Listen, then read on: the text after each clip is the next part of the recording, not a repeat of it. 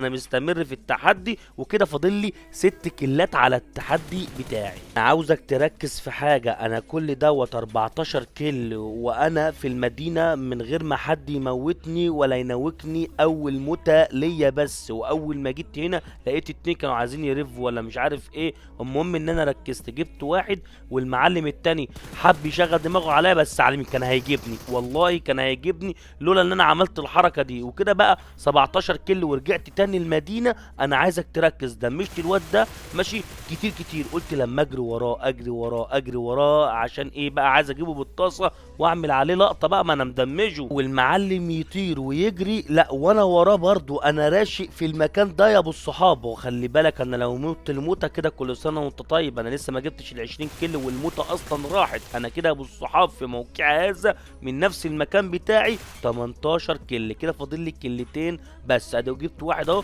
والتاني اهو يا ابو الصحاب. انا اصلا بقول لك جبت اكتر من 20 كيلو.